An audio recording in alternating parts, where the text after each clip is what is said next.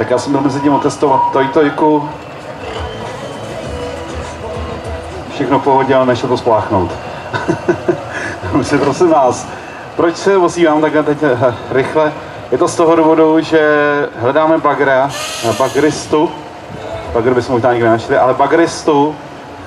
Pane bagristo, no bagristko, nevím, jestli tam vůbec není ženská, občas se dostane, ale pane bagristo, ještě prosím k bagru, usedněte, nastartujte a vydejte se k sekci číslo 1. Poprosíme bagr k sekci číslo 1.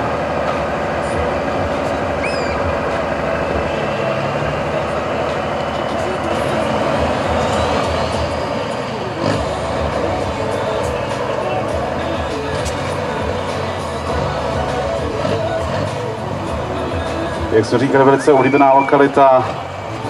Tady v Kunštátu bývá hodně navštěvovaná. My jsme rádi, že i dneska o neděli jste přišli.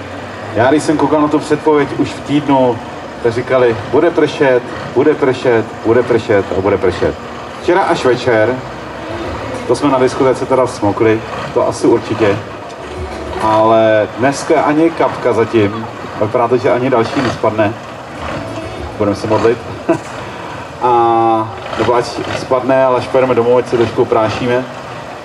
A změnit nějakým poteskem a něčím, co je potom povzbudí k dalšímu ježdění. Říkali jsme dneska, že je to poslední letošní závod, kdy se dneska v roce 2022 jede naposledy, že už letošní rok Track Trial nebude, takže vy můžete sledovat a koukat na to, jak posádek ještě jezdí, a jestli ještě bude plus minus do té 15. hodiny, takže sledujte, koukejte a já ještě jednou zopakuju, že nás ještě vám